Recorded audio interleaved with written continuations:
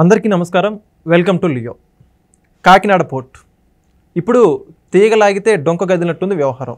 ఏదైతే మొదట్లో ఈ యొక్క కాకినాడ పోర్టు అక్రమ రేషన్ బియ్యం రవాణాకి సంబంధించి కీలకంగా ద్వారంపూడి చంద్రశేఖర్ రెడ్డి ఉన్నాడంటూ అనేకసార్లు పలు వాదనలు అయితే వినిపించాయి. అయితే ఇప్పుడు తాజాగా కొత్తగా విచారణలో వచ్చినటువంటి పేర్లు చూస్తే అందరూ ఆశ్చర్యపోతున్నారు. విజయసాయిరెడ్డి, విక్రాంత్ రెడ్డి, మిథున్ రెడ్డి, అరవిందో గ్రూప్స్ ఇవన్నీ కూడా ఎంతో పెద్ద పెద్ద వ్యక్తులు కూడా దీంట్లో ఇన్వాల్వ్ అయ్యారని చెప్పేసి అర్థమవుతోంది. తాజాగా ఈ కేసుకు సంబంధించి విజయసాయిరెడ్డి గారికి లుక్అవుట్ నోటీసులు అయితే ఇష్యూ చేయడం జరిగింది. అయితే అసలు దీంట్లో నిజంగా ఇంతగా చక్రం తిప్పాల్సినటువంటి అవసరం ఏంటి? దీని గురించి పూర్తి వివరాలు తెలుసుకుందాం. మనతో ఉన్నారు ప్రముఖ రాజకీయ విశ్లేషకులు అర్స్మిల్లి శ్రీనివాసరావు గారు. సార్ నమస్కారం అండి. నమస్కారం సార్, విజయసాయిరెడ్డి ఆయనకి A2 అంటే బాగా ఇష్టం అని చెప్పేసి ప్రజల్లో ఇప్పుడు తాజాగా, అంతకుముందు మనం జగన్మోహన్ రెడ్డి గారి కేసులో A2గా ఉన్నాడు ఆయన. ఇప్పుడు కూడా ఏదైతే కాకినాడ పోర్టుకు సంబంధించి అక్రమ రేషన్ దాంట్లో కూడా A2గా వ్యవహరిస్తుందని చెప్పేసి పోలీసులు నిర్ధారణ చేయడం జరిగింది. తాజాగా ఆయనకి దేశం విడిచి వెళ్ళిపోకూడదంటూ లుక్అవుట్ నోటీసులు కూడా ఇష్యూ చేశారు. ఏంటంటారు దాని గురించి? ఏముందంటే, ఇప్పుడు యాక్చువల్గా మీరు అన్నట్టుగా A2 అంటే ఇష్టం అంటున్నారు కదా, పొరపాటున అతను పోలీసు వాళ్ళు A4 కింద పెట్టినా కానీ కుదరదండి, A2 కింద పెట్టమంటాడు అతను. ఓకే, ఒక పెట్టిదే మార్పించుకుంటాడు, A2 కింద మార్పించుకుంటాడు. అది అచ్చి వచ్చింది అతనికి. ఎందుకంటే 13 ఏళ్ళ నుంచి లోపలికి వెళ్ళకుండా తిరుగుతున్నారు, కోర్టు కూడా సరిగ్గా హాజరు కాకుండా వాళ్ళ బ్యాచ్ అలా సాగుతూ ఉంటుంది కదా. ఇక భూములు అంటారా, ల్యాండ్ బ్యాంక్ అనేటువంటి చాలా ఇంపార్టెంట్. మీకు ఇక్కడ డబ్బు దొంగిలించవచ్చు కదా, లేదా పారేసుకోవచ్చు, ఏదైనా జరగచ్చు. భూమి అయితే అక్కడే ఉంటుంది కదా, అక్కడికి పోకుండానే. ఎవరైనా ఆక్రమించుకున్నా కానీ ఇదిగో బాబు ఈ భూమి నాది, ఆడు ఆక్రమించుకోండి చెప్పి కనీసం అడుచుకుంటా ఉంటుంది.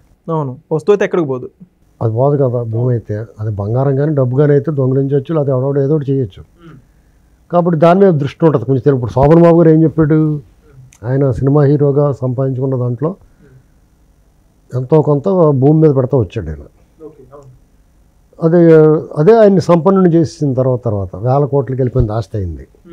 ఆయన సినిమాల్లో సంపాదించిందంతా కూడా అదే, దాని వేరే భూమి మీద చేయకుండా ఆయన ఇంట్లో పెట్టుకుంటే పెద్ద ఏం పెరగదు కదా. ఆయన ఎవరికి సలహా చెప్పినా కానీ ఈ ప్రపంచంలో 3 వంతుల నీరు, భూగోళం మీద 3 వంతుల నీరు, 1 వంతే భూమి ఉంది. కానీ జనాభా మాత్రం ప్రతి సంవత్సరం పెరుగుతూ వస్తున్నారు. కొన్నాళ్ళకి నిలబడడం కూడా చోటు ఉండదు, భూమికి చాలా డిమాండ్ ఉంటుంది. కాబట్టి మీరు భూమి మీద పెట్టుబడి పెట్టండి అని చెప్పి కూడా ఆయన ఔత్సాహికులు ఆయన దగ్గరికి సలహాకి వచ్చిన ఆయన మిత్రులకి, బంధుమిత్రులకి. అలాగే ఇక్కడ రాజశేఖర రెడ్డి అండ్ గ్యాంగ్, అప్పుడు తర్వాత జగన్మోహన్ రెడ్డి అండ్ గ్యాంగ్ మనందరికీ ఒక విషయాన్ని తెలియజేశారు. ఆంధ్రప్రదేశ్లో ప్రభుత్వ భూములు ఎన్ని ఉన్నాయో వాళ్ళే సర్వే చేసి జాతి ఎక్కడెక్కడ ఉన్నాయో వాళ్ళు కొట్టేయడానికైనా సరే ఎంక్వైరీ, దొంగోడు కూడా ఏ ఇంట్లో డబ్బు ఉందో ఎంక్వైరీ చేసుకుంటారు, ఏ ఇంట్లో కొల్లగొట్టేయాలో. అలాగా వాళ్ళు బయట తీసుకొచ్చారు. బయట తీసుకొచ్చి లేపాక్షి భూములు కానీ, వాన్ పిక్ కానీ, లేకపోతే ఇలాగా సరస్వతి పవర్కి వాటికి తీసుకున్న దానికి, సిమెంట్ ఫ్యాక్టరీలకి తీసుకున్నది, లేకపోతే సెజ్ భూములు, కాకినాడ సెజ్, ఇలా ఎక్కడెక్కడెక్కడెక్కడెక్కడ ఉమ్మడి రాష్ట్రంలో బయ్యారు, ఇలాగనమాట. 1000 ఎకరాలు వాళ్ళు ఏదో రూపంలో లాగేశారు. అందులో ఏమీ చేయకపోబట్టి మీకు ఒక ఎయిర్పోర్ట్ కోసం అయితే ఎన్ని 1000 ఎకరాలు లాగేసాడో గాలి జనార్దన్ రెడ్డి. ఇవన్నీ కూడా ఈ ప్రభుత్వాలు తీసుకోవాలి వెనక్కి. కొంతవరకు తీసుకున్నారు, అవన్నీ రద్దు చేసి వాళ్ళు ఏం కార్యక్రమాలు మొదలు పెట్టలేదు కాబట్టి. అవి తీసుకుని వేరే దానికి అలర్ట్ చేసే, లేదా దాన్ని ఒక సంపత్గా మార్చేయాలి. ఆల్రెడీ వాల్యుయేషన్ వచ్చేసింది కాబట్టి, వాళ్ళకి వాల్యూ వచ్చింది కాబట్టి. వీళ్ళ ఎంత విచిత్రం ఏంటంటే, వీళ్ళు కొట్టి లాగేసుకుంటారు బలవంతంగా, గన్ పాయింట్ పెట్టి లాగేసుకుంటారు. దానికి ఏం చెప్తున్నారు, మేము అలా బలవంతంగా లాగించుకునే వాళ్ళు అయితే మొత్తం ఉత్తినే తీసుకుంటాం కదా, డబ్బులు ఎందుకు ఇస్తామంటున్నారు.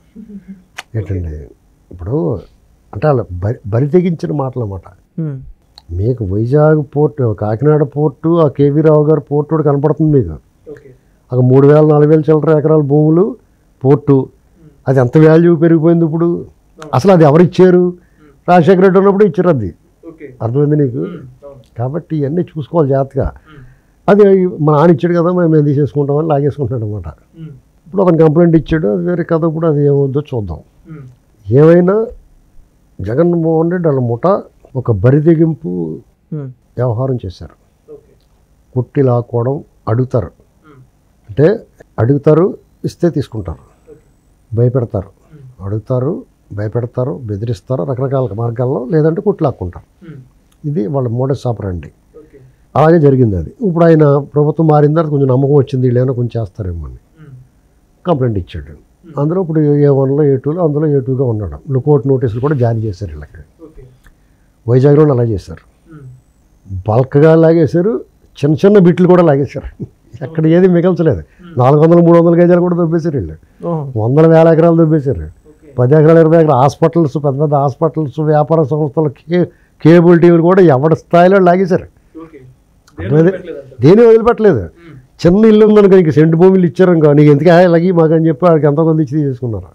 నందిగం సురేష్ అప్పుడే కదా ఇవన్నీ ఇప్పుడు రకరకాలండి ఇవన్నీ. ఇప్పుడు ఈ ప్రభుత్వం కొంచెం ఏం చేయాలంటే లేపాక్షి భూములు కానీ, ఈ సజ్జలో తీసుకున్న భూములు కానీ వాళ్ళకి అప్పగించినవి అన్నీ హ్యాండ్ ఓవర్ చేసుకోవాలి. పైకి విచిత్రం ఏంటంటే వీళ్ళు రాజధాని కోసం సేకరించిన 33,000 ఎకరాలు 34,000 ఎకరాల భూమి మీద ఎడుతారు వీళ్ళు. వాళ్ళకి రైతుకి ఒప్పించి వాళ్ళు సంతృప్తిపరిచి తీసుకున్నారు. అవును, వీళ్ళు వచ్చి చెడగొట్టకపోతే ఈ వాడికి లైన్లోకి వచ్చినది ఏమండి. మరి ఈ 1,000 ఎకరాల మాట ఏంటి, నిరుపయోగంగా పడుకుని కంచెలు వేసి దానికి బోట్లు కట్టారు. ఇది ప్రభుత్వం అధీనంలో ఉంది, ఈ లేపాక్షి భూములు ఇక్కడ ఏమీ చేయలేదు కాబట్టి హ్యాండ్ ఓవర్ చేసుకున్నాం. ఇలాగ పెద్ద న్యూసెన్స్, ఈ గొడవ అవసరమా? ఎంత ల్యాండ్ బ్యాంక్ ఉంది ఆంధ్రప్రదేశ్లో. అయితే కొంతవరకు వీళ్ళు బయట తీసి పెట్టారు, దొనకొండ భూములని, ఆ భూములని, ఈ భూములని, లేపాక్షి భూములు అలాంటివి అన్నీ. కాబట్టి ప్రభుత్వం ఆంధ్రప్రదేశ్లో సహజ వనరులు సమృద్ధిగా ఉన్నాయి, సుదీర్ఘమైన తీర ప్రాంతం ఉంది. ఇది అందుకుని ఆంధ్రప్రదేశ్ మీద ప్రతి ఒక్కరికి కొన్ని పరిశ్రమలు లేకపోవచ్చు, పెద్దగా సాఫ్ట్వేర్ కంపెనీ లేకపోవచ్చు, ఆ రకమైన ఆదాయం లేకపోవచ్చు, కానీ సహజ వనరులు ఉన్నాయి. ఆయిల్ ఉంది, ఇసుక ఉంది, ఎర్రచందనం ఉంది, ఇలా మట్టి మశానం, కంకర క్వారీలు ఇవన్నీ ఉన్నాయి, లాటరైట్లు ఇవన్నీ. వాటిలన్నిటిని ఇంకొక 5 ఏళ్ళు ఉంటే శుభ్రంగా మొత్తం ఇక ఏడు తిరిగి లేకుండా లాగేద్దాడు. ఇప్పటికే ఓ సగం లాగేసాడు. అది లాగేసుకుంటే ఓ పోను అదో రకం, ఇక ప్రజల దగ్గర కూడా లాగేశారు వాళ్ళు. ఇలాంటి పరిస్థితుల్లో దీన్ని ఎలా చూడాలంటే, ఒక ఇంటి దొంగతనానికి వెళ్ళి వాళ్ళు బీరువాలో నగదు బంగారం, వెండి బంగారం నగదు దొంగలిస్తాడు సాధారణంగా దొంగ. వెండి బంగారం నగదు మాత్రమే కాకుండా ఇంట్లో ఉన్న మంచం కొంచెం మొత్తం, ఇంట్లో ఉన్న అపరాలు వండుకుంటానికి పెట్టుకున్న దినుసులు కూడా పట్టుకుపోయినట్టు అన్నమాట ఆంధ్రప్రదేశ్లో ఈ 5 ఏళ్ళు ఇటు చేసిన పని. ఇంకో 5 ఏళ్ళు వస్తే మళ్ళీ మన చేత కొడాలు ఇచ్చి కొట్టేసి పని చేయించి ఆ డబ్బు కూడా లాగేసుకుంది. అర్థమైందండి. అంచేత ప్రజలు కొంచెం అందరూ చెప్పారు వాళ్ళకి, దొంగలు రా బాబు మీకు ప్రమాదం అని చెప్పారు. అలాగే పార్టీలు కూడా గట్టిగా పనిచేసి మొత్తం ఊడి సాధన పడేశారు. ఇప్పుడు ఈ కేసులు ఒకటి తవ్వుతుంటే పుట్టలోంచి పాముల్లో బయటకు వస్తున్నాయి. ఇంకా ఎన్ని వచ్చేస్తాయి బయటికి, ఎంతమంది బయటకు వచ్చి. ఇప్పటికే చంద్రబాబు గారు లేకపోతే పార్టీ నాయకులు పార్టీ కార్యాలయంలో వినతులు తీసుకుంటుంటే అందులో మా భూమిని దొబ్బేశారు, మాకు ఇలా ఎంజాయ్ చేశారు, ఏ గోల. ఎంత అయినా సిగ్గు లేకుండా జనవరి నుంచి నేను బయటకు వస్తాను పోరాడతాడంటే ఎవరి మీద పోరాడతాడండి అతను? అది పోరాడతానంటున్నాడు, ఎవరి మీద పోరాడతాడు? నేను మళ్ళీ సీఎంగా వస్తానంటున్నాడు. ఇంట్లో సెట్టింగ్ వేసుకుని సీఎం అవ్వాలంటే ఆ చుట్టుపక్కల ఉన్న వాళ్ళు. ఇప్పుడు ఒక పిచ్చోడు ఉంటాడు, ఆడిని మించిన పిచ్చోడికి ఆడు తెలివిలాగా అంటాడు. అలాంటి వాళ్ళందరూ పోగేసుకుంటున్నాయి. అర్థమైందా? అలాంటి వాళ్ళు ఉంటారు.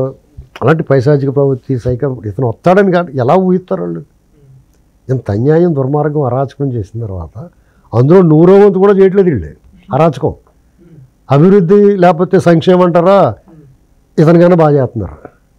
100 రెట్లు 1000 రెట్లు వీళ్ళకన్నా డెఫినెట్గా. అన్నట్టుకన్నా ముఖ్యంగా ప్రశాంతంగా ఉన్నారా ప్రజలు, హాయిగా ఉన్నారు. ఏం గోడలేదు, తెల్లారులు ఎత్తి ఎవడొచ్చి పట్టుకుపోతాడు ఏటో బాధ లేకుండా కదా. అటువంటి పరిస్థితుల్లో అతను మళ్ళీ వస్తానని కనీసం కల్లో కూడా అనుకోకూడదు. మన పని అయిపోయిందిరా బాబు, మనకు వచ్చిన అవకాశాన్ని దుర్వినియోగం చేసుకుని చాలే సంపాదించుకున్నదే, వీళ్ళు మనల్ని పట్టుకోకుండా వదిలేస్తే బాగుండు అనుకోని అంతే. అదొకటే కోరుకోవాలి. వాళ్ళు కూడా పెద్ద ఇతని మీద కేసులు గట్రా నమోదు చేయలేదు ఇప్పటివరకు. జత్వానీ కేసులో కూడా బుక్ అవ్వాలి, రఘురామకృష్ణరాజు గారి కేసులో బుక్ అవ్వాలి, ఇసుకలో బుక్ అవ్వాలి, మద్యంలో బుక్ అవ్వాలి, ఋషికొండ దాని మీద బుక్ అవ్వాలి, సర్వేరాల మీద బొమ్మ మీద బుక్ అవ్వాలి, భూ ఆక్రమణల మీద నక్కవాలి, అవకతవక నిర్ణయాల మీద, అసంబద్ధ నిర్ణయాల మీద, ప్రజా వ్యతిరేక నిర్ణయాల మీద బుక్ అవ్వాలి. అనేక ఉన్నాయి, బిల్డింగులు రంగులు వేసిన దాంతో సహా. ఇవన్నీ బుక్ అయితే అతను సీఎం ప్రజల్లోకి కొత్త మాట కోర్టులకి రావాలి. కోర్టుల దగ్గర మీటింగ్ పెట్టుకుంటే సరిపోద్ది. ఆ కోర్టుకు వచ్చినట్టు జనాలు కూడా చెయ్యి వెళ్తారు లోపలికి. ఇదండి పరిస్థితి. ఖచ్చితంగా చూద్దాం సార్. మరి నిజంగా దీనికి సంబంధించి ఎవరెవరు కూడా మరిన్ని రోజుల్లో కేసులు కూడా బుక్ అవ్వబోతున్నాయి అన్నీ కూడా చూద్దాం. థ్యాంక్ యూ సార్, ధన్యవాదాలు. Please subscribe to Leo News for more videos.